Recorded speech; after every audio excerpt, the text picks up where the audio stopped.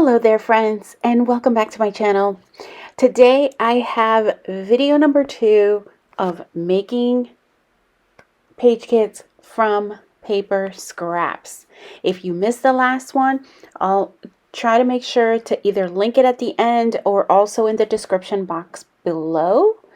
And I hope you enjoy this one. I'm gonna go and I'm gonna try my best to make kits out of these, and we'll see where it takes us. So I've got these scraps. I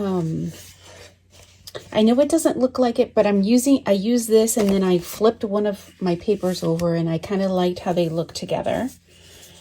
I also grabbed these and I thought I could make these maybe go together. So I kept those different paper lines. And oh gosh, did I put this? Oh, I don't even remember. Well, let's keep this here because I can't remember.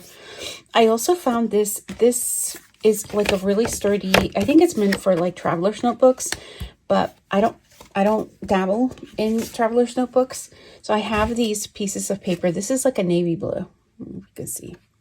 So that's going to be another, I'm going to try to have it be another starter. And this one, really pretty floral. I'm going to try to have that one. I kind of want to say that I wanted to put it here, or no, maybe it was with that one. Gosh, I don't even know. All right, so I've got my pattern papers over this way, and I've got my cardstock scraps off to my right. So I'm going to put you guys on fast forward, and let's try to knock these out of the park as hopefully what will be the last for now of these page kits made from just paper scraps. All right, friends, so we are getting started here now. Very similar to what I've done in previous videos. I started off with just a clean space because that's part of it, right? At least desktop that you can see. I have my cardstock scraps off to my right. I have the pattern paper scraps off to my left. And I'm starting with the pattern papers first, using that floral sheet as inspiration. And I'm just taking a look at the colors that are in that inspiration paper. And that's how I'm pulling in the respective other cardstock and pattern paper colors. Now, these do not have, I don't have any full-size sheets yet. I have no idea what I'm going to be scrapping about. I am just, at this point, just pulling in paper. And I can do the other pulling in the other larger paper at a different time. I'm just trying to stay focused on what I have in front of me for now. And I will get sidetracked. I don't know if I remember if it's this video or a different video, but I do end up going down a rabbit hole in organizing, because what was making me a little crazy with the scraps is that I didn't have them, and I think I kind of just did it in front of you. I was going into this blue one all the time, and I didn't have them organized by size. So I had some little ones that had fallen off in the back. It was just a mess. So I derailed, but then it wasn't a horrible derailing where I stopped my process. I'm continuing, but again, I'm going to be somewhat limited in supplies because I also I've put several kits at this point together. I don't remember like the sequence of the filming, so you'll have to forgive that, but I know that I know for sure that some of the papers I've gone through several times. They're dwindling, which is a good thing. That's what you're supposed to do. That's the intent of using up scraps. but it just makes me look forward to then creating more so that I can have more scraps. I could very well, if you don't like your selection of multicolor papers that you may have, the other thing is you might consider making a few monochromatic pages. I love the way that those look as well. I don't like them for like, I don't like to use them all the time, but man, if I didn't have anything colorful, I would probably defer to doing something like that.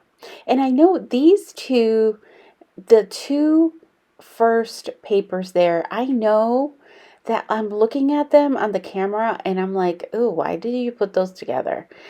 But it's giving off a different vibe when you see them in person. So I'm hoping that it will work. That polka dot paper has this very unique periwinkle blue in it. And so I've tried to bring in a couple of things from my stash to see if I may want to use it. Again, you don't have to use absolutely everything that you put on here. You're not having to use them as layers. You can use them as uh, different foundation pieces for your clusters. You might be able to use your punches. Like this is when to get really creative with your tools, your punches, your dies. If you have any stamps, not that long ago I stamped out a bunch of different, not sentiments, but um they were like journaling spots, and I love that. I stamp them and then I fussy cut them out, and I think at this point I've used almost every single one that I did stamp. So that might be something that I do in a follow-up, um just if I have some downtime and may not feel like scrapping, it might be a time to go ahead and do some die cutting. I love to just kind of sit and play with my dies, and I'll punch out different things and then I'll just keep them in a container next to my area where I scrap, and I can pull from them at any time, which is really nice. So here I've gone ahead and I'm starting to dig into the cardstock. I've gone through the pattern paper that I think I can use. Now I'm starting to go through the cardstock or the solid pieces of paper. And the red in the paper is really hard to really know how much of a red I really wanted. So I kind of kept it muted to some degree. Um, and I'm gonna see, um, if I use any of it, I don't know. Um, with the cardstock and even the pattern paper, there are some situations where you may be able to use, you're like, oh, I don't want to bring that color in, right? It's too bright, or it's too this, too that. But you may want to consider to have some extra papers in there also for not just for layering, but also for matting your photos so that they really get a pop. So I think I'm done with that one, and I'm going to move. So you're seeing I'm starting with very small pieces of paper. I'm not starting with even strips of long, like 12-inch paper. That is very small. I'll be lucky. I think it encompasses maybe 6 inches tall, maybe, if I'm lucky, and maybe 3 inches wide. So, again, look at that. But doesn't that blue just make that multicolor paper just pop? I love the way that looks so much. And I was like, wow, I would have never had thought to put those two colors necessarily together, but I'm strictly going off the colors that are in that paper to just give it that wow factor. So I'm adding from the different colors here onto this particular kit, and now I think I'm heading over to the pattern papers. Now this blue at one point was busting at the seams, and now it's really dwindled. Same for this pink slash coral, the same thing. So at this point, I think I've made several kits, and they've been coming together quite nicely. I haven't even used, at the time that I'm doing this voiceover, I still have not yet started playing with them, so I'm super excited. I'll let you know how it goes if I start before doing the next video, because I think I've recorded like maybe 2 or 3 of these type. So I've been trying desperately to use that background paper because it's so big and I just want it out of my stash, but it doesn't work. It works for this, but it doesn't work. The other one with the gold foiling does not work. So I'm pulling in some different colors, again guided by what is the colors on that those two, either one of those two papers, the polka dot or the stripe. And I'm going to play around for a little bit, and I eventually do find some in here. Tell me in the comments, have you ever tried full on to just make kits from your scraps? And if you haven't, what has held you back, particularly for those who have not? I would love to hear about what some of the challenges that you've experienced. And I hope that if you have, you maybe consider, is it that you have too many scraps? Do you not know where to start? Could that be a barrier or an obstacle for you? Or is it just something that just doesn't interest you? Or somewhere there in between, right? One of the other things is that I may consider at some point is tapping into my 6x6 papers, because I haven't done that. I've used solely scraps up until this point, but I think that might be something to think about, is as I start, maybe my starting points can be, I do have a multicolor section in my 6x6 papers, so that might be another starter for me, since I have dwindled down a whole bunch of my multicolor. So here I'm going down the rabbit hole in organizing. Sorry about that. I could have cut this out. It didn't take me long. I just, it was annoying me that different things were different shapes and all over that page protector, and things would get stuck getting put in there, and it was just better that I just take a minute to just organize it a little bit. I didn't even do the whole thing. I only did like the front,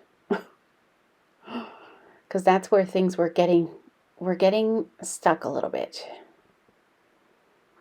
So there is this green. I'm putting both of these greens in there, but I'm making sure, like, remember, this is your guide. The top papers here are your guide, and those greens may or may not stay.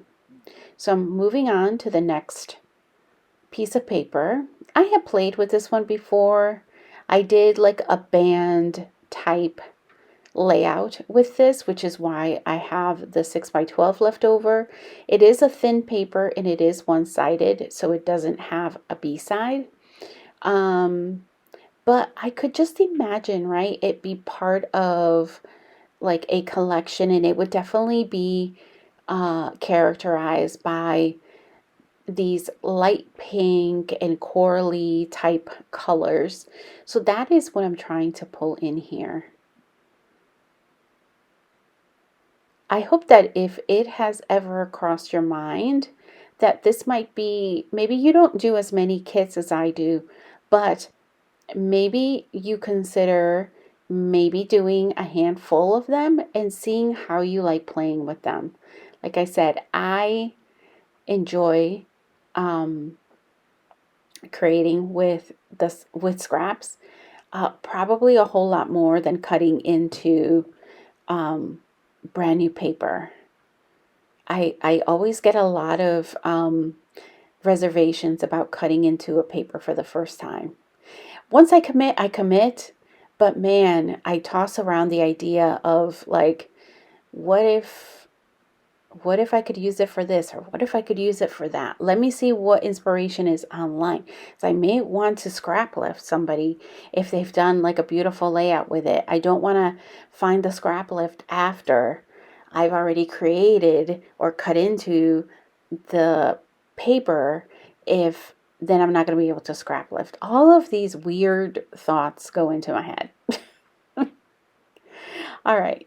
So here is the blue paper with little flowers. I'm like, what is on there?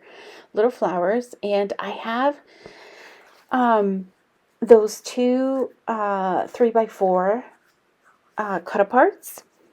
And I really am thinking, I think through this process, I'm thinking, oh, I definitely don't want that one on the right hand side. I do want to play off of the one on the left. So that's what I'm doing. I've kind of just covered up with that piece of paper. It is one of the colors that is in one of those little flowers. So those two pieces of paper are definitely staying in.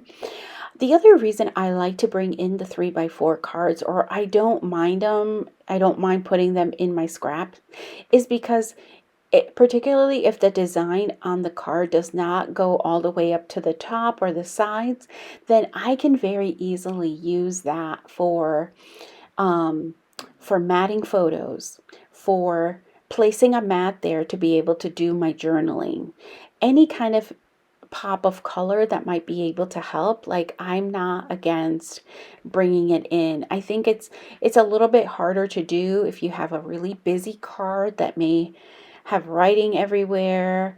You can still probably get away with it, but you can definitely have like a smaller piece of paper that mimics that photo that you may want to mat, or the journaling, pretending that it's going to be a journaling piece of some kind, and you can place it over the card and so that you can see what the outer edges are going to look like.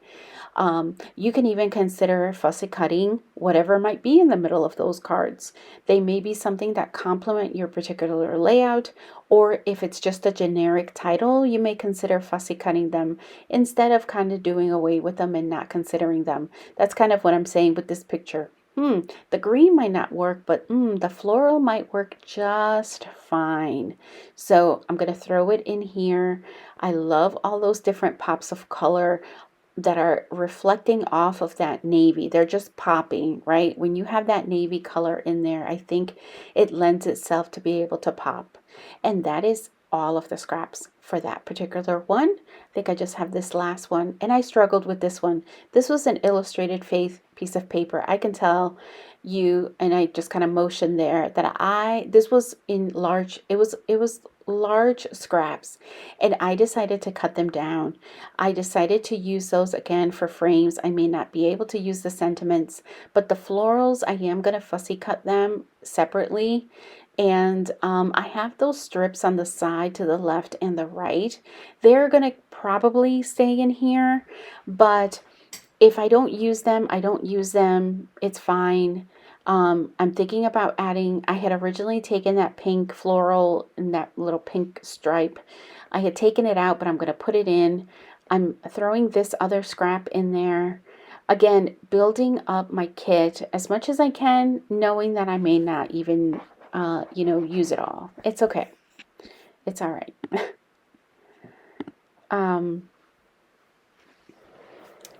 And then I think I'm going to try and struggle with this green. This green it's like this greenish, yellowish, I don't even know what.